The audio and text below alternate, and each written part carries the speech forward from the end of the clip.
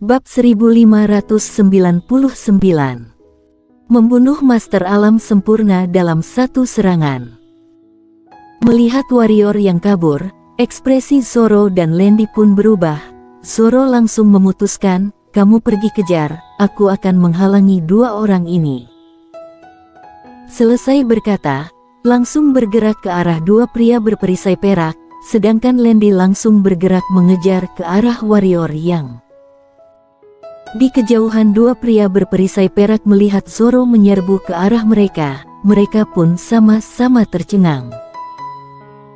Kali ini mereka datang ke sini karena ada Master Alam Sempurna meninggalkan keluarga yang Yanto yang merasa ada yang aneh, mengutus mereka datang melihat.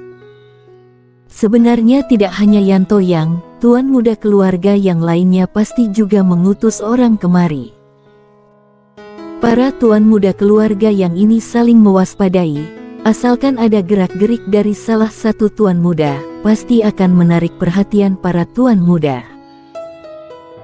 Ini juga alasan kenapa tuan muda ketujuh tidak mengutus Master Alam Sempurna datang menjaga di sini, karena Master Alam Sempurna di sisi para tuan muda selalu menjadi pusat perhatian mereka semua. Yang membuat mereka kaget adalah baru datang sampai di sini, belum berbicara sudah mulai menyerang. Sebenarnya mereka juga merasa sedikit aneh, seharusnya pun curiga dengan orang yang tadi kabur, apakah benaran orang Yanto yang. Tapi saat ini mereka tidak ada waktu untuk curiga dan memberikan penjelasan. Karena Zoro sudah muncul di depan mereka dan mulai menyerang. Sekarang memberi penjelasan, terlihat perbuatan yang bodoh. Bertarung dulu. Mereka bertiga pun bertarung dengan sengit. Saat ini, warrior yang sudah kabur dari benua menuju ke langit berbintang. Sekarang masih menyadari ada orang yang mengejar, warrior yang pun menjadi serius lalu berbalik badan, ekspresinya pun menjadi lega, karena hanya satu orang yang mengejar. Satu orang. Warrior yang pun berhenti, lalu berbalik badan mengejar Landy. Landy melihat warrior yang berhenti pun ikut berhenti dan berkata, "Kamu." Saat ini, warrior yang mendadak menghilang dari tempat, membuat ekspresi Landy berubah, seketika aura yang menakutkan meledak dari tubuhnya. Bom. Seketika dimensi di sekitar langsung heboh. Hampir 10 detik barulah normal kembali. Landy masih berdiri di tempat, tapi warrior yang sudah muncul di tempat yang jauh. Di tangannya memegang sebuah pedang, di ujung pedang ada bekas darah. Di kejauhan Landy sedikit kaku memandang warrior yang niat membunuh alam pengembalian jiwa, jiwa pedang alam pengembalian jiwa, domain pedang, hukum kegelapan, keterampilan pedang reinkarnasi. Kamu bukan orang Yanto yang.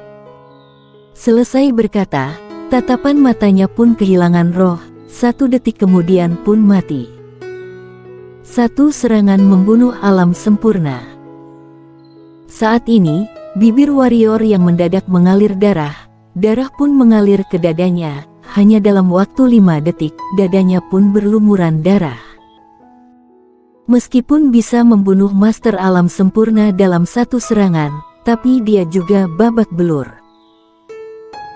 Tadi dia mengeluarkan semua jurus simpanan, termasuk hukum kegelapan, domain pedang dan jiwa pedang pembunuh, juga pedang reinkarnasi. Kali ini, langsung mengeluarkan jurus mematikan. Walaupun demikian, dia juga terluka parah karena serangan balasan Landy sebelum mati. Tidak mudah untuk membunuh Master Alam Sempurna.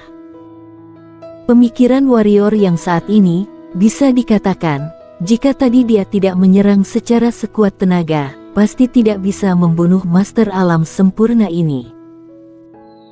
Tidak banyak berpikir lagi, warrior yang menenangkan hati melambaikan tangan kanan, menyimpan mayat Master Alam Sempurna ini ke dalam pagoda Hongmeng, lalu menghilang dari tempat. Ini bukanlah tempat baik untuk pemulihan. 2 jam kemudian, warrior yang barulah berhenti. Dia melihat ke sekitar, tidak ada hawa kehidupan. Warrior yang duduk bersila di ruang ilusi, baru mulai memulihkan luka. Hanya dalam 1 jam, pemulihan dengan energi ungu kosmik, sekarang kondisinya pun menjadi bugar. Setelah pulih dia langsung masuk ke pagoda Hongmeng. Di lantai 1, di depan warrior yang adalah 2 manusia darah dan mayat master alam sempurna. Warrior yang pun memandang ke arah mayat master alam sempurna, melihat sekilas ekspresi pun menjadi jelek, karena mayat master alam sempurna ini tidak bisa dijadikan monster pedang. Kenapa tidak bisa dimurnikan menjadi monster pedang? Karena dia menggunakan pedang reinkarnasi membunuhnya. Intinya dia sudah mati total. Sayang sekali. Warrior yang menggeleng kepala, tapi juga tak berdaya, karena jika dia tidak menggunakan pedang reinkarnasi, sama sekali tidak bisa membunuhnya. Menenangkan hati, memandang 2 manusia darah di sampingnya, tatapan pun berbinar. Sebelumnya dia sudah mendengar percakapan Zoro dan Lendi, maka itu di saat seperti itu tetap mempertaruhkan nyawa merebut 2 manusia darah ini. Petarung melampaui alam sempurna. Beberapa saat kemudian, warrior yang pun mengerutkan kening, karena dia tidak tahu bagaimana membangkitkan dan mengendalikannya. Setelah melihat sekilas, tatapan matanya tertuju pada kening salah satu manusia darah. Di sana ada pusaran pusat energi berwarna hitam. Bimbang sejenak, warrior yang membagikan kesadaran ilahi ke dalamnya. Saat kesadaran ilahi masuk ke dalam pusaran pusat energi hitam itu, ekspresi warrior yang langsung berubah. Selanjutnya dia memuntahkan darah.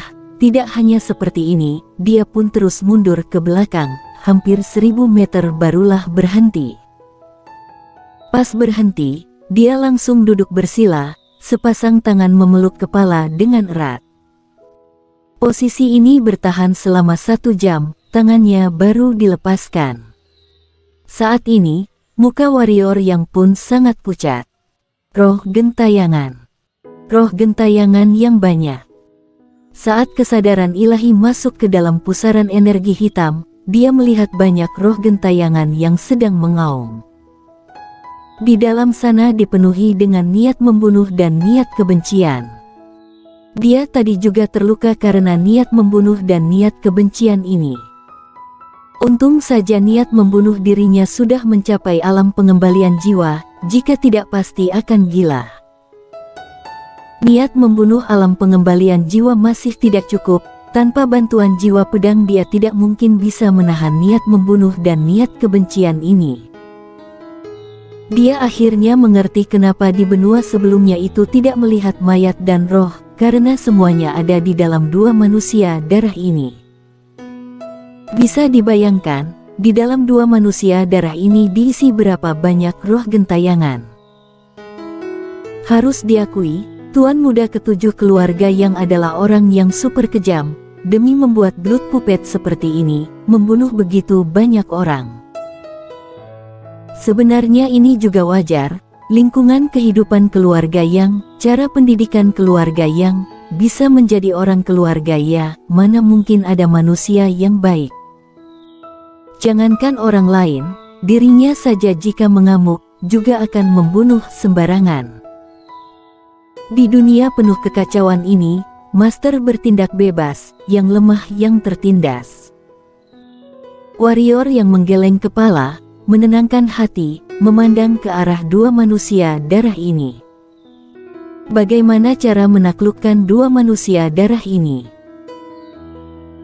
Warrior yang diam di tempat cukup lama, lalu berkata, "Aku tahu kalian bisa mendengar perkataanku, bagaimana kita bekerja sama, kalian bantu aku 3 tahun, setelah 3 tahun aku akan membunuh manusia darah ini, lalu melepaskan kalian, agar kalian bisa reinkarnasi, tidak perlu selamanya dikurung di dalam sana." Dia tahu, pasti ada cara untuk mengendalikan manusia darah, tapi dia tidak pandai. Jadi, hanya bisa menggunakan cara ini berdiskusi dengan manusia darah. Ini adalah cara satu-satunya. Warrior yang selesai berkata, dua manusia darah ini pun bergetar, lalu kembali normal. Warrior yang menunggu selama 15 menit, dua manusia darah ini tidak memberi respons. Warrior yang melirik dua manusia darah sekilas dan berkata, jika kalian tidak setuju, ya sudahlah. Selesai berkata, pun berbalik badan pergi. Saat ini, dua manusia darah bergetar, lalu membuka mata. Saat membuka mata, cahaya merah pun membumbung tinggi, tapi dalam seketika cahaya merah pun hilang karena energi misterius. Pagoda Hongmeng bertindak. Dua manusia darah ini pun kembali tenang. Warrior yang berbalik dan berjalan ke depan dua manusia darah lalu berkata, permintaanku tidaklah tinggi, hanya 3 tahun.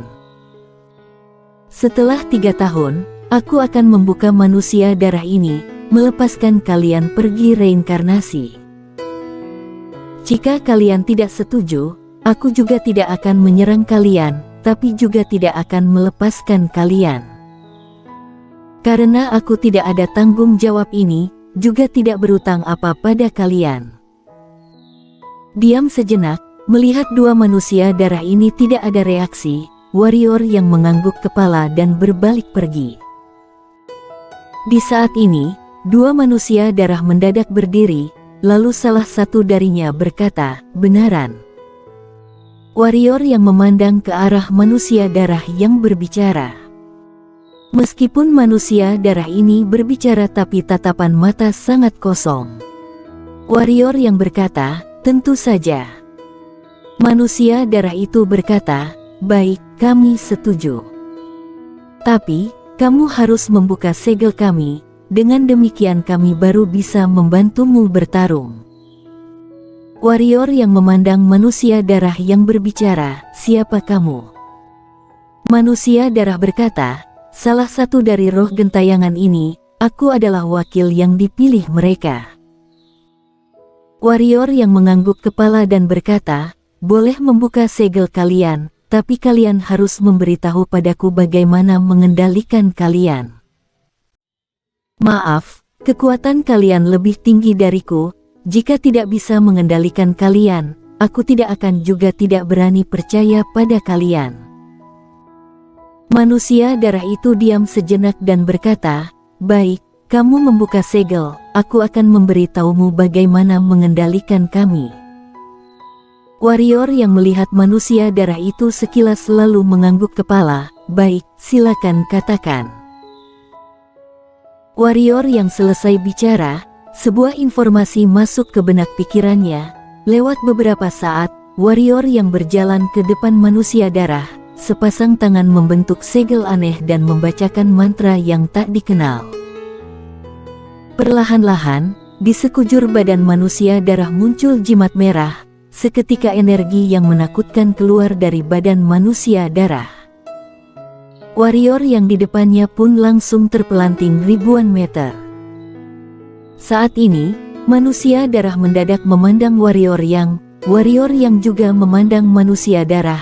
Jika aku tidak salah menebak, kamu ingin meronta.